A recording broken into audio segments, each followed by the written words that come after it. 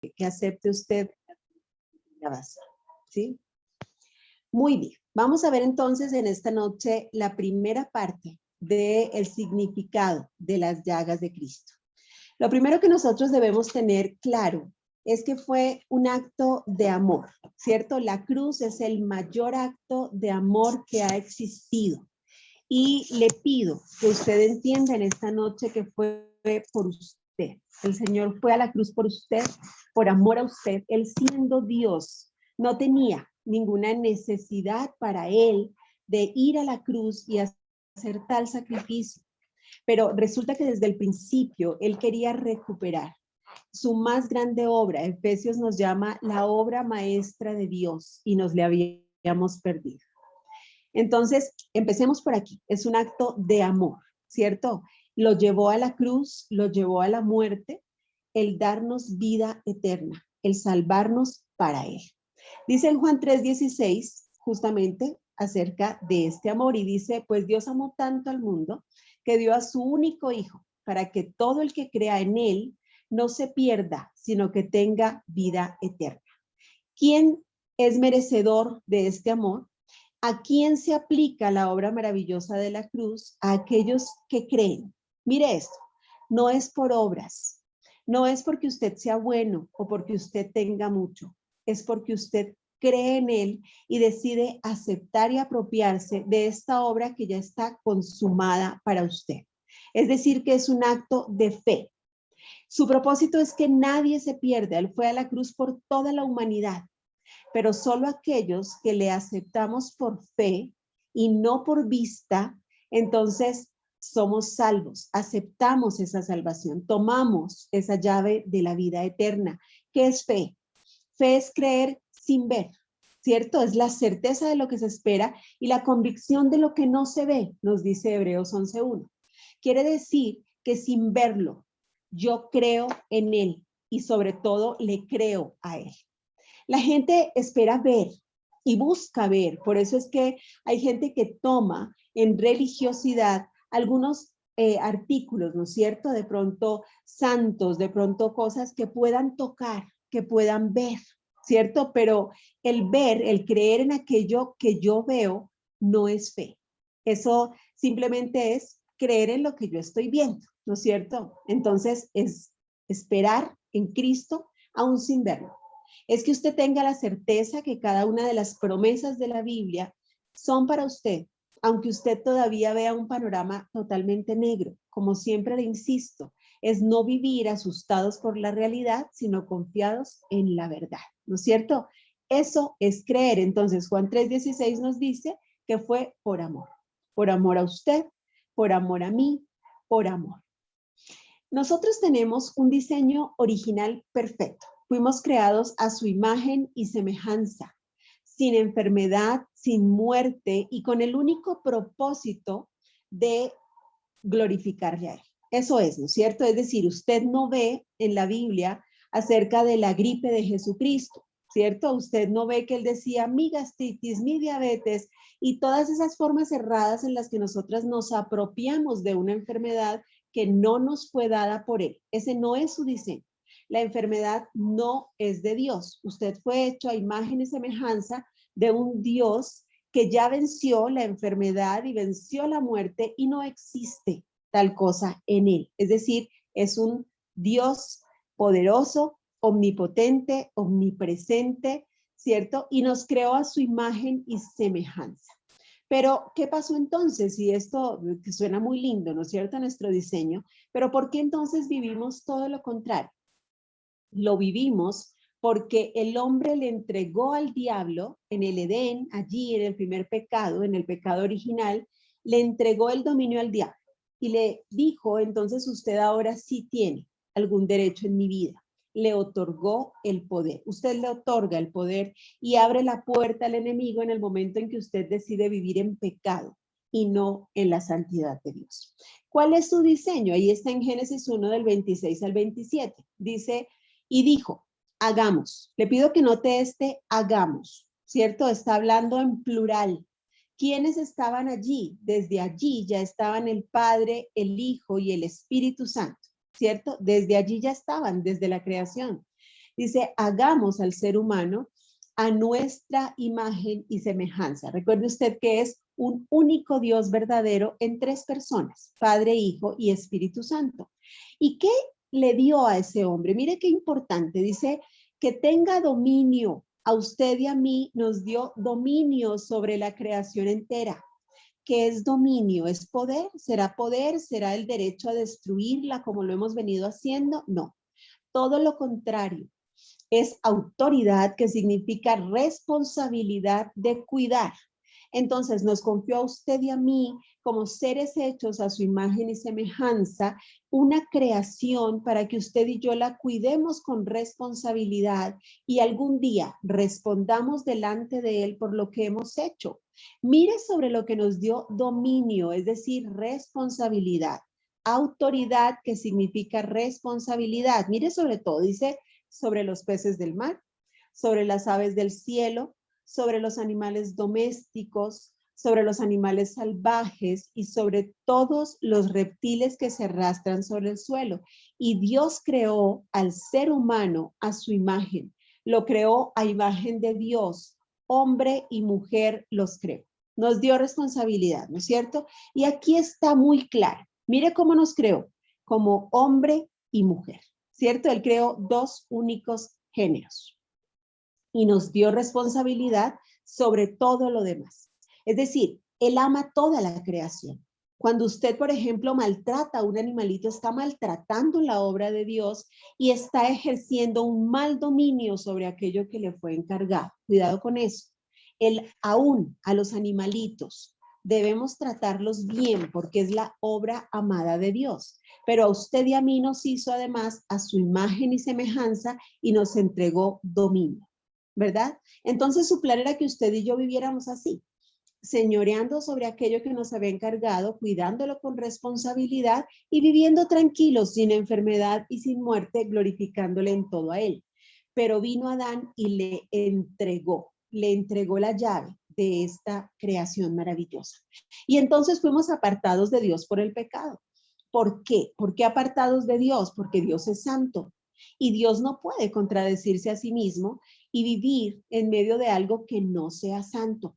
¿Sí? ¿Es claro para usted? Entonces, solamente puede vivir en aquel lugar que le glorifique a él. ¿Le glorifica a Dios su corazón? ¿Está Dios habitando realmente en su corazón? Recuerde que de la abundancia del corazón habla la boca. Entonces se nota en lo que usted dice, en lo que usted expresa, en lo que usted hace. Allí se refleja lo que hay en su corazón. Entonces, si su corazón está lleno de Dios, está en santidad, usted habla palabras de gloria. De lo contrario, en su boca va a estar la maldición. ¿Qué pasó aquí? Mire lo que dice en Génesis 3, del 17 al 19. Dice, al hombre le dijo, por cuanto hiciste caso a tu mujer y comiste del árbol del que te prohibí comer, maldita será la tierra por tu culpa. Con penosos trabajos comerás de ella todos los días de tu vida. La tierra te producirá cardos y espinas y comerás hierbas silvestres.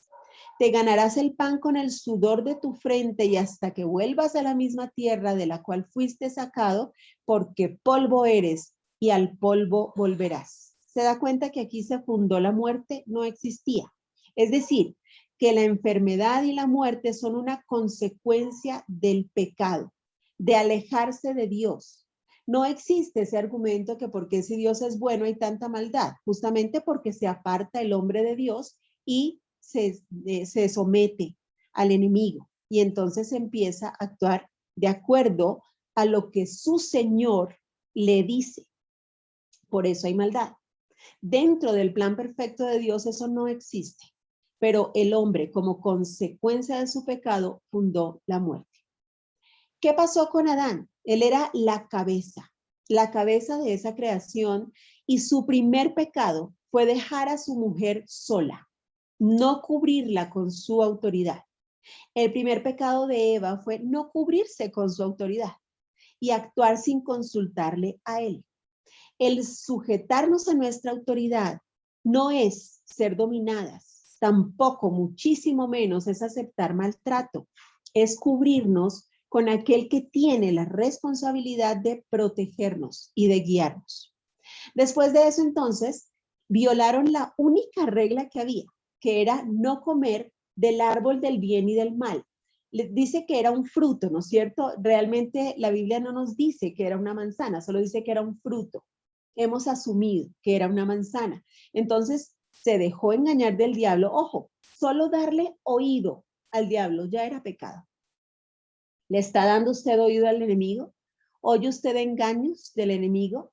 ¿Sí? Cuando el enemigo le dice a usted que usted no es capaz, que esto no es hecho para usted, que usted no está libre. Cuando el enemigo le ha metido a usted en la cabeza que usted está enfermo o que las cosas no tienen solución, eso es dar oído. Ni siquiera lo escuche, repréndalo. Y sí que menos caiga en lo que él quiere que usted haga.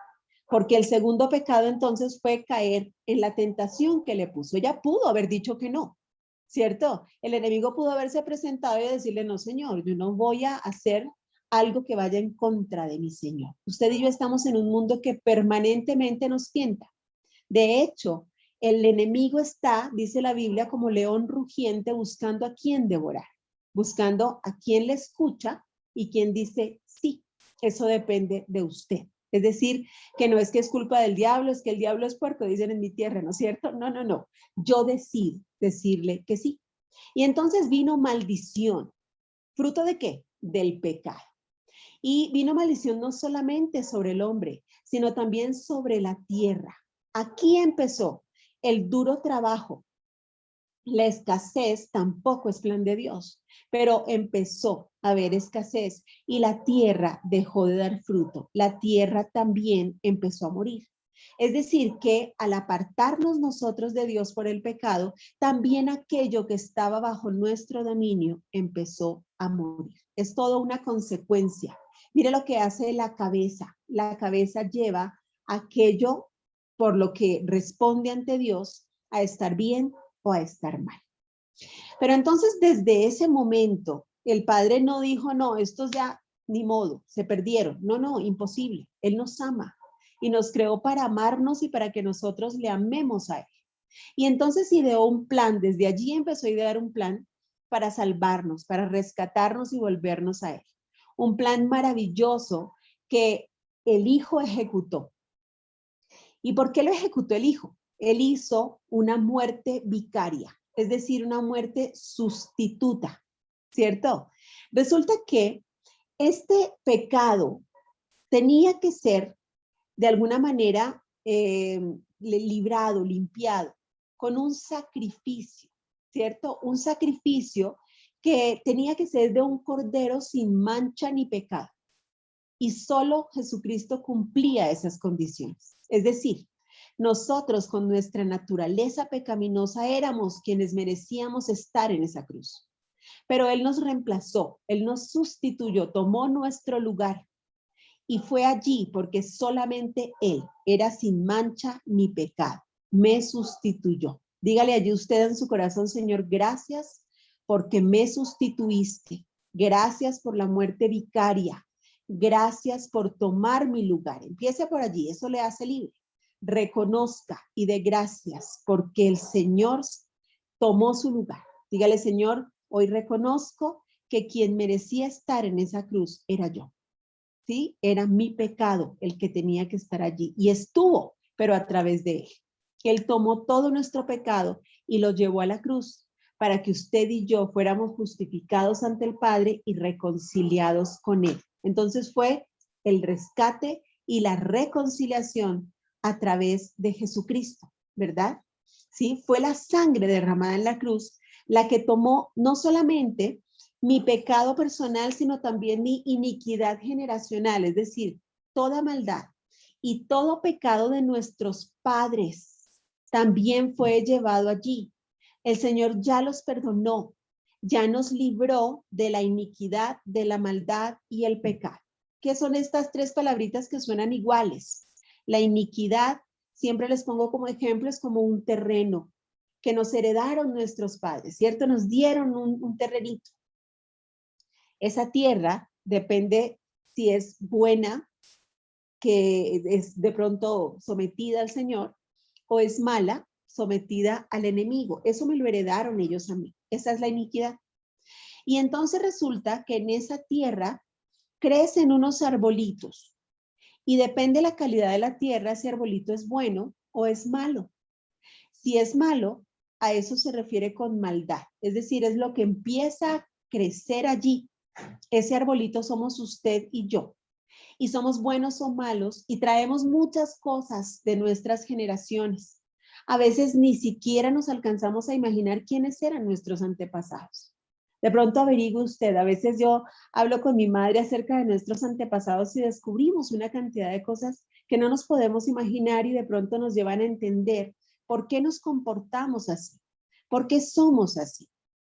Eso viene entonces a dar un fruto, el arbolito da fruto y ese fruto es el pecado, es la obra que viene de la maldad o la bondad que hay en mi corazón, que hay en ese arbolito. Todo eso, absolutamente todo eso fue juzgado en la cruz. Usted y yo ya traíamos de nuestro padre Adán una maldición heredada. Es decir, ya todos traíamos una iniquidad, una maldad y pecado, un fruto de pecado que es de enfermedad y muerte.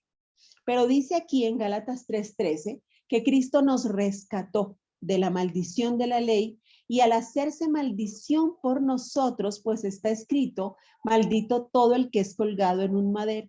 Es decir, cuando Adán nos sometió a la maldición al caer en pecado, el Señor mismo fue aquello que le implicaba maldición. Es decir, podía venir y morir de un infarto, ¿no es cierto? Pero no tenía el mismo efecto que hacerse maldito, porque la ley decía que era maldito quien era colgado en un madero, para que usted y yo dejáramos de ser malditos y recibiéramos bendición y vida eterna. ¿Sí ve lo que es esto? Y en esto le incluye, le insisto, todo lo que traíamos de iniquidad, de maldad y de pecado. Y nos dice en Efesios 2:13, pero ahora en Cristo Jesús, a ustedes que antes estaban lejos, Dios los ha acercado, mire mediante qué, mediante la sangre de Cristo. Es decir, que el Señor tomó todos nuestros trapos sucios, ¿no es cierto? Todo aquello que traíamos torcido, todo aquello que representaba nuestra iniquidad, todo aquello que no estaba alineado a su bendición, a su obra, y empezó a enderezarlo y a limpiarlo en la cruz, ¿cierto? Nos reconcilió, nos rescató y empezó a hacerlo todo recto. Empezó a podar las ramas de esa maldad, ¿cierto? Cortó los frutos del pecado, derribó el tronco de nuestras iniquidades, desenterró todas las raíces de maldad de nuestras generaciones y empezó a hacernos totalmente libres a nosotros y a nuestras generaciones. Recuerde que nosotros traemos herencia desde 4 generaciones atrás y la llevamos a 4 generaciones adelante. Es decir, que también hizo libres a nuestros hijos y a nuestros nietos. Y usted aquí me va a decir, sí, pero es que yo he orado por mis hijos y he anulado toda herencia generacional, pero no les ha ido bien. También debe tener usted en cuenta que cada uno de nosotros acarrea la decisión de pecar. Es decir, si yo anulo de mis hijos de toda herencia generacional, toda herencia de maldición, pero ellos deciden pecar, entonces ellos inician una nueva herencia generacional que los ata a ellos y a sus hijos y a los hijos de sus hijos y sus hijos. Por eso no basta con que yo solamente ore y anule, sino que también los forme en principios y los lleve a la cruz, para que ellos decidan crucificar su naturaleza pecaminosa y vivir sin pecado, por decisión propia. No porque yo como mamá lo viva así, es una decisión personal. Entonces, ¿cómo libero a mis generaciones? No solo en oración, sino también en formación. Todos los días tengo que llevarlos a la cruz, a una identidad personal con Cristo. En Colosenses 2, del 13 al 15, dice, y vosotros, estando muertos en pecado y en la incircuncisión de vuestra carne, os dio vida junto con él, perdonándoos todos los pecados. Ojo aquí, anulando el acta de los decretos que había contra nosotros, que nos era contraria, quitándola de en medio y clavándola en la cruz y despojando, mira quiénes, a los principados y a las potestades, y los exhibió públicamente, triunfando sobre ellos en la cruz. ¿Qué pasa aquí? En Efesios 6 dice que nuestra lucha no es contra carne ni contra sangre. ¿Por qué volvemos a pecar, siendo que Él nos libró de pecado? ¿Por qué nuestros hijos vuelven a crear herencias generacionales de maldición? Porque tenemos una lucha espiritual que usted no se alcanza a imaginar cuán poderosa es. Y los principados y las potestades, a quienes Él ya exhibió y a quienes ya venció, vienen a querernos engañar y a decirnos a usted y a mí que todavía tienen poder sobre nosotros. Y no es así, no lo tienen. Pero al pecar, usted le otorga poder y le abre puertas. Decida que nunca más va a pasar esto. Y lleve a sus hijos a decidir que podemos tomar esta victoria y entonces crucificar la carne y también las pasiones y los deseos. Eso nos dice en Gálatas 5:24. Dice, pero los que son de Cristo, y yo espero que usted y todas sus generaciones sean de Cristo, han crucificado la carne con sus pasiones y deseos. Es decir, los que somos de Cristo no nos estamos justificando en que la carne es débil, en que todos pecamos, sino que crucificamos las pasiones y deseos y decidimos vivir en santidad y que nunca más nos van a engañar los principados, las potestades y nadie nos va a apartar nuevamente de nuestro Dios. Tenemos que enseñar a nuestros hijos que no es porque ay, la mamá se enoja o la mamá dijo que no, sino porque yo respondo ante un Dios que es real para mí, que no es el Dios de mi mamá, no es el Dios de mi abuela, es mi Dios. Y yo respondo ante Él por mi vida. Y yo honro la cruz y no peco. Esa es la forma de llevar a nuestros hijos a vivir conforme al Señor y a vivir en victoria. Dice que los que somos de Cristo, entonces, no hacemos caso ni a las emociones ni a los deseos que nos hacen pecar, sino que ejercemos sobre ellos el dominio que nos fue dado desde el principio y actuamos con responsabilidad. Pero al igual que la salvación, nosotros tenemos que apropiarnos de esta victoria. Es decir, somos salvos por fe. Somos salvos porque creemos que Él fue a la cruz, ¿cierto? Ahora sé que en la cruz me dio victoria y me apropio de esa victoria. Ahora sé que Jesús se crucificó para salvar a toda la humanidad, pero que no todos son salvos, ¿no es cierto? Porque por voluntad han decidido de pronto no aceptar la salvación. Hay gente que no la ha aceptado, ¿verdad? Y ellos deciden entonces no tener vida eterna.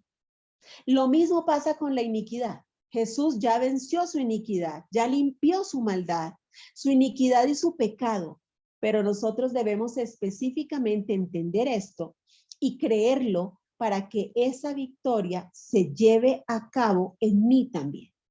Esa victoria ya está, depende de usted apropiársela, tomar propiedad de aquello que le fue dado. Por eso es tan importante este tema, porque usted tiene que saber qué fue lo que el Señor le dio. Esto es como sentarse usted y leer un testamento y descubrir que hay muchísimas propiedades que le fueron heredadas e ir y tomar posesión y firmar el acta de propiedad. Decida hacerlo hoy.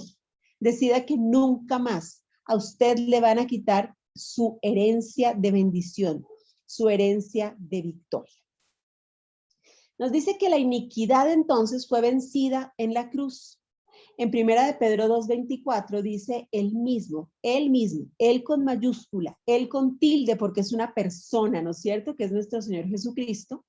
En su cuerpo llevó al madero, allí donde se hizo maldito y nos quitó la maldición, ¿no es cierto? Nuestros pecados. ¿Para qué? Para que muramos al pecado. Mire, no es para que dejemos de pecar por un tiempo. No es para que pequemos poquito, no, es para morir al pecado y vivamos para la justicia. ¿Qué es justicia? ¿Se acuerda que en el Salmo 1 describe al justo como aquel que halla en la palabra de Dios su deleite? Es decir, que obedece por amor y se deleita obedeciendo, aunque a veces no entienda lo que el Señor le está mandando. No le pregunta, Señor, ¿pero por qué? Sino, Señor, no entiendo, pero gracias. Esto hago y amén. ¿Mm? Esto hago y amén. Y termina diciendo, por sus heridas, ustedes, ¿quiénes? Yo, ¿cierto? Usted y yo. Por sus heridas, ustedes han sido sanados, ¿cierto? Entonces, estamos conscientes del más grande acto de amor consumado en la cruz. Nuestro Señor estuvo dispuesto a llevar por nosotros la muerte. ¿Para qué? Para que tengamos vida eterna. Usted y yo estábamos condenados a que una vez que este cuerpo mortal muriera, también nuestro espíritu y nuestra alma. Pero lo que Él hizo al llevarnos a la cruz, porque nos llevó con Él, y anuló allí el acta de los decretos, es decir, que todo aquello que había en contra nuestra y nos apartaba del Padre, ojo, no es que fue tapada, no es que fue escondida, fue anulada, no existe. Es como si nunca hubiéramos pecado. Y entonces fue allí para que usted y yo actuáramos en justicia. Es decir, que nos deleitáramos ahora ya no en esa naturaleza pecaminosa, sino en la verdad de Cristo y decidiéramos seguir así para siempre. Anuló el acta de los decretos, la borró, la quitó de en medio. En estas últimas semanas nosotros estamos conociendo nuestros pecados y nuestras debilidades que llevaron a nuestro Señor Jesucristo a la cruz, ¿no es cierto?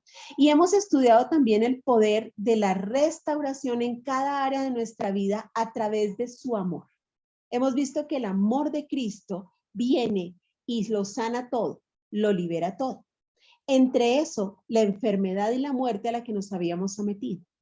Y entonces, ahora lo único mortal es nuestro cuerpo. Este cuerpo que sí, en el momento de partir, va a la tierra, ¿cierto? Entonces, polvo eres y en polvo te convertirás, pero nuestra alma y nuestro espíritu ya no mueren, ya tienen vida eterna, tenemos esperanza de una vida mucho más allá de esta. ¿Qué es lo que ocurre con los nuestros que han muerto en Cristo? Tenemos la esperanza de volverlos a ver.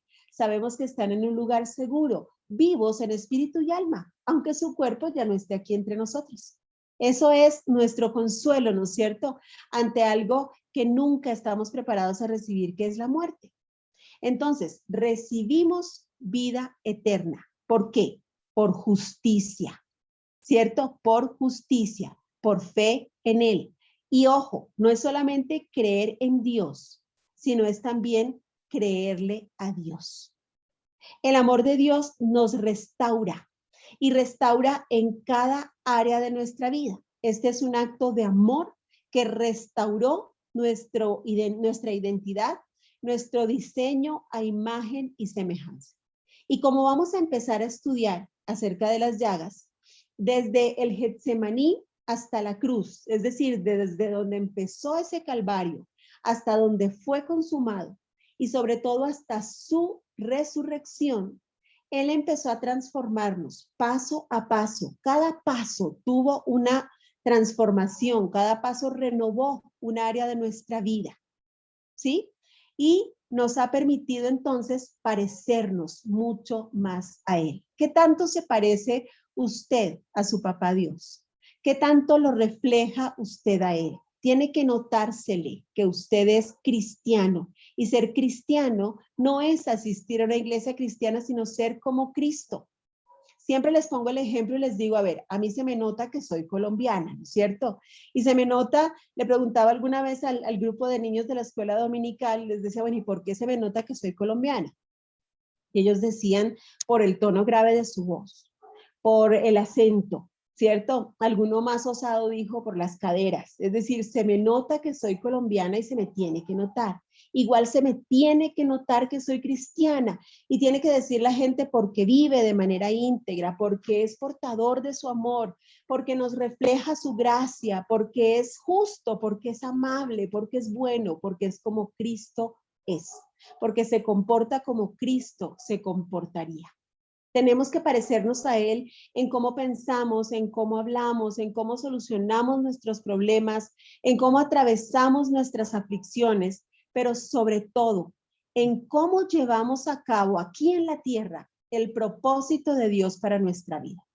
Jesús entregó su cuerpo por nosotros. Lo clavó en la cruz, derramó hasta la última gota de sangre por nosotros, para nosotros. Y por eso nosotros debemos conocer los dos aspectos de la cruz, el terrenal o humano, ¿no es cierto? Y el celestial o divino. Por eso la cruz tiene dos partes, se forma en dos maderos. Lo vemos aquí, ¿cierto? Vemos una parte horizontal que representa lo humano, lo que estaba sucediendo en la tierra. Lo horizontal es todo lo que usted ve a su lado, ¿cierto? La comunicación horizontal es la que usted tiene con su prójimo, con su próximo. Eso representa este travesaño, el horizontal, lo humano, lo que sucede en la tierra. Y el vertical, en cambio, es el que une los cielos y la tierra. Esa es la parte celestial, es la parte divina. El primero, el horizontal, nos hace saber el pecado, las debilidades que llevaron a Jesús a la cruz, que provocaron la atrocidad de la cruz, porque fue lo más atroz que existió. Implica que usted y yo lo crucificamos con nuestra humanidad pecaminosa. El segundo, en cambio, el vertical, determina la victoria de Jesús por nosotros en esa cruz, liberándonos de nuestras debilidades y perdonando nuestros pecados. Y vamos a empezar a ver esto ya la semana siguiente con todo detenimiento, ¿qué fue juzgado en la cruz? Vamos a ver sus llagas. Hoy solamente se las voy a mencionar, las vamos a ver por encimita, pero la siguiente semana nos vamos a detener en cada una de ellas, en estas 7 llagas que nos hicieron libres para siempre. Y usted va a determinar que nunca más usted va a permitir ni siquiera darle oído al enemigo que le quiera engañar y le quiera quitar esa libertad, ¿no es cierto? Yo le decía a usted que desde el Getsemaní hasta que fue consumado, estas llagas tuvieron un camino, ¿no es cierto? Un camino que cuando usted recorre en Israel, le llevan por las 7 estaciones, por donde él estuvo, por donde él pasó, ¿no es cierto? Y entonces estas 7 llagas empiezan el Getsemaní con el sudor de sangre. Recuerde usted que él sudó sangre por su frente, ¿verdad? Allí cuando oraba al Señor y le decía, Padre, si es posible, pasa de mí esta copa, ¿no es cierto? Allí, justamente cuando le dijo, pero no se haga mi voluntad, sino la tuya, ¿verdad? Después de eso vino su rostro desfigurado. Recuerde que su rostro fue totalmente desfigurado. Esa imagen que usted ve allí en las imágenes, en las cruces, y lo vemos bonito, ¿no es cierto? Lo vemos enterito. De pronto vemos que solamente en su costado tiene unas heridas. Eso no es real. El rostro de Cristo fue totalmente desfigurado al punto que en Isaías 52:14 dice, así que muchos se asombraron de él al ver su semblante tan desfigurado que había perdido toda apariencia humana. ¿Sí? Pero fue también parte del propósito perfecto. Mire, cada una de estas llagas que le estoy mencionando y en las que nos vamos a detener, nos muestran que no fue que le pegaron donde se les ocurrió, seguramente ellos sí, pero como todo está bajo la soberanía del Señor, y el Señor tiene un propósito en todo y con todo, y hace que todo nos ayude a bien. Entonces cada una de estas llagas vino y juzgó una parte de nuestra iniquidad y nos libró para siempre, ¿cierto? Después de esto, vimos nosotros que le arrancaron su barba, le quitaron su barba. En Isaías 56 dice, ofrecí mi espalda a los que me golpeaban y mis mejillas a los que me arrancaban la barba. Ante las burlas y los escupitajos no escondí mi rostro. Él permitió eso. Él pudo librarse de eso. Pero aún el que le arrancaran la barba con la mano de una forma tan cruel, quítese usted nomás un vellito para que vea cómo duele, ¿no es cierto? Cuando a él le arrancaron la barba, permitió que lo hicieran, estaba librándonos a usted y a mí también de la iniquidad, ¿no es cierto? Y después de esto, como si fuera poco, entonces le dieron azotes en su espalda, ¿sí? Vamos a ver cuántos azotes fueron y qué fue lo que esto juzgó, ¿verdad? Vamos a ver lo que él nos dio. a través de los azotes. Vamos a estudiar un poquito cómo fueron esos azotes, qué significaba, no era ni siquiera coincidencia que el látigo tuviera cierta forma, todo en el Señor tuvo sentido. Y eso también lo vamos a estudiar en la siguiente clase. Luego le pusieron una corona de espinas. Acuérdense que ellos se burlaban porque él decía que él era el rey de los judíos, ¿no es cierto? Entonces dice que le pusieron en la cabeza una corona tejida de espinas y una vara en la mano derecha. Luego se arrodillaron delante de él y burlándose le decían, viva el rey de los judíos. También lo escupían y con la misma vara le golpeaban la cabeza y le enterraban las espinas que tenían entre 2.5 y 3 centímetros de largo. No eran unas espinitas como las de las rosas, eran grandes espinas que además le enterraban en su cabeza.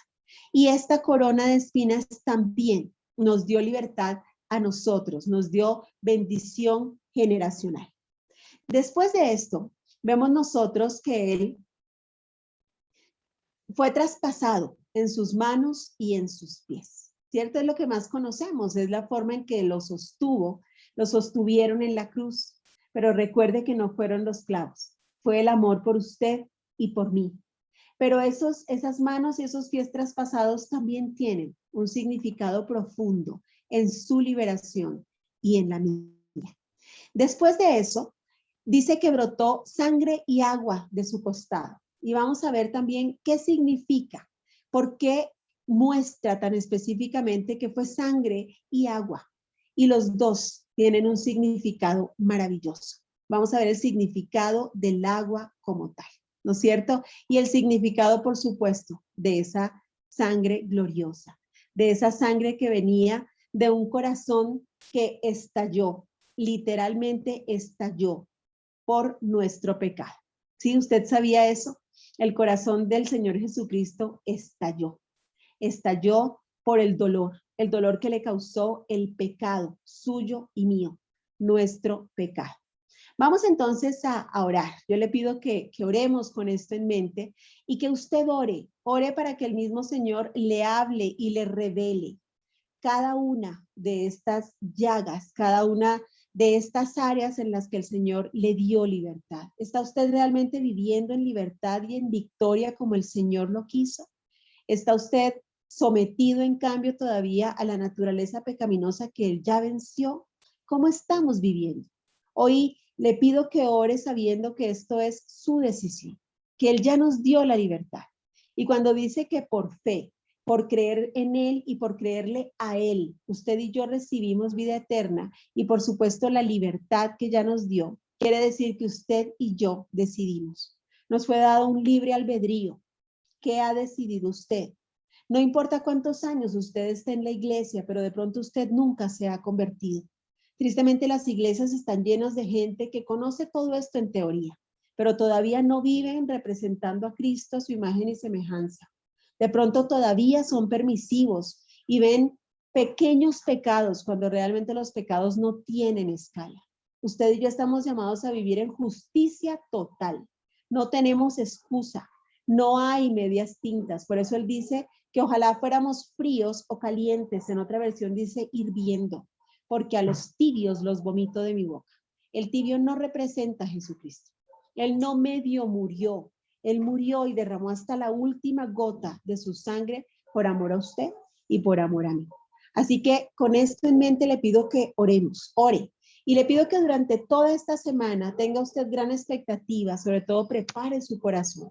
Ojalá pudiera usted incluso hacer un ayuno para que el Señor prepare su corazón y su vida. ¿Qué es un ayuno? Es aquel mecanismo, es aquella ofrenda que yo hago al Señor para debilitar mi cuerpo, para que mi espíritu se fortalezca.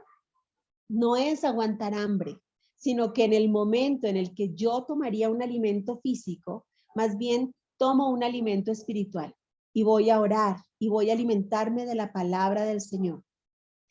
No es estar de mal genio, ¿no es cierto? No, si usted va a estar de mal genio porque tiene mucha hambre, mejor no ayune, porque eso no glorifica al Señor.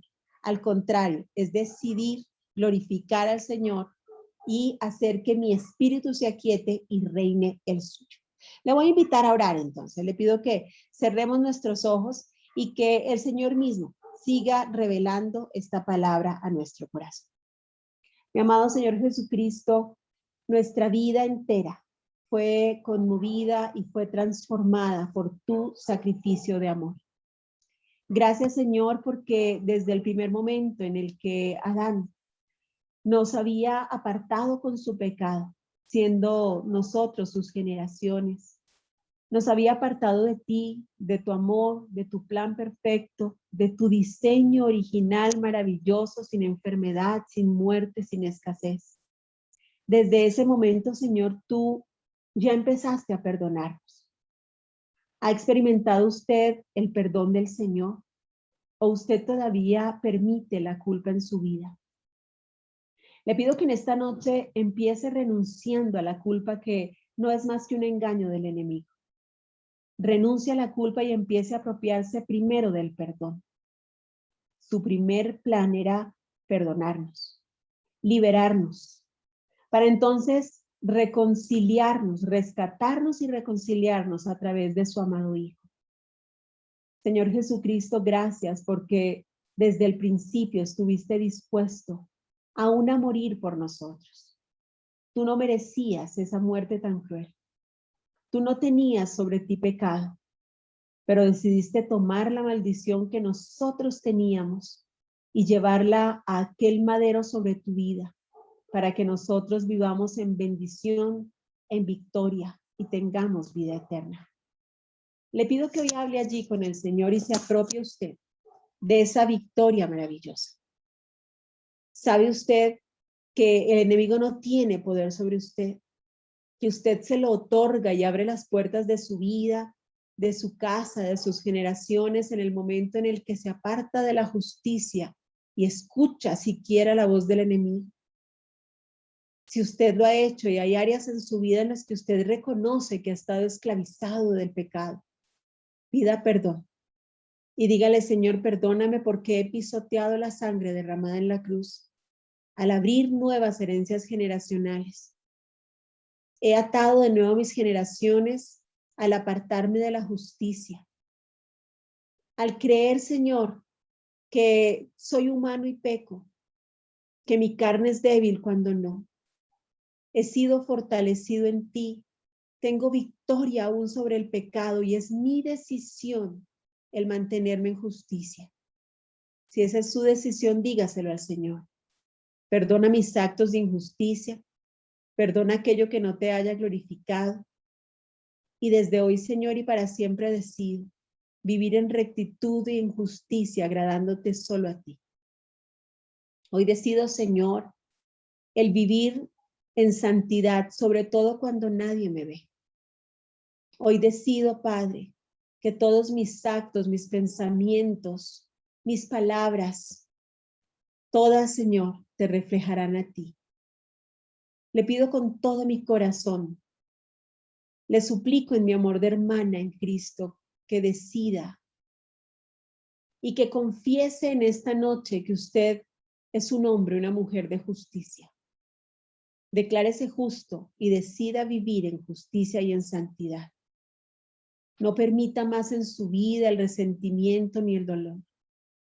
Hoy deje allí a los pies de la cruz ese pecado que la ha atado. Hoy deje a los pies de la cruz esa iniquidad que usted ha retomado y ha activado. Usted decide activar su iniquidad. Decida hoy que usted solamente vive la bendición que le fue dada en la cruz. Renuncie hoy a toda enfermedad, reconociendo que no es del Señor, que no le fue dada por Él, que fue una consecuencia de aquel pecado sobre el cual el Señor ya le dio la victoria. Reconozca hoy en el Señor que usted es salvo por fe, que usted es un hombre, una mujer que por fe ha tomado la libertad que Cristo le dio en la cruz.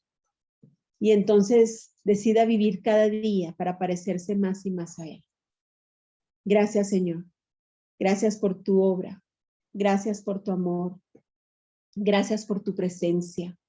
Gracias por tu misericordia, Señor. Porque aun cuando estábamos muertos en pecado, Tú nos tomaste, nos recibiste y lo diste todo por cada uno de nosotros. Gracias por nuestras generaciones, Señor, ayúdanos. Ayúdanos a impactar con nuestro testimonio para que nuestras generaciones decidan seguirte a ti. Que nuestra vida refleje y represente dignamente a un Dios vivo al que vale la pena seguir. Que los milagros en mi vida, no por ausencia de problemas, no por ausencia de defectos, sino precisamente por la forma en que tomamos la victoria y los enfrentamos en él, nuestras generaciones vean que vale la pena seguir a nuestro Dios que es grande y poderoso, a nuestro Dios soberano. Bendiga hoy a Dios aún por esa dificultad, que no es más que la oportunidad de ver a Dios en acción en su vida y saber que es real. Bendiga a Dios por lo que usted hoy no entiende, porque no quiere decir que la obra de la cruz no fue efectiva en usted. Quiere decir que usted está creciendo en Cristo y por fe verá la gloria de Dios y el milagro maravilloso en su vida. Gracias, Dios, por cada uno de estos tus hijos, por sus hogares y sus familias, por quienes en un futuro vean este video, Señor. Gracias por lo que nos estás hablando y nos seguirás hablando. Gracias, Padre, por tu obra maravillosa de la cruz, que fue por amor. También por amor, Señor, decidimos ser parte de esos justos que agradan tu alma, que agradan tu corazón. Ser parte de esos hijos en quienes tú tienes contentamiento. Yo bendigo en tu nombre a cada uno de estos mis hermanos, Señor. Los bendigo en el nombre del Padre y del Hijo y del Espíritu Santo. Los pongo en tus manos y te suplico que hables a sus corazones y a sus mentes, que sientan tu amor y que vean tu gloria y tu mano poderosa extendida obrando a su favor. Te bendecimos, Señor, y en el nombre precioso de Cristo Jesús nos quedamos contigo. Amén.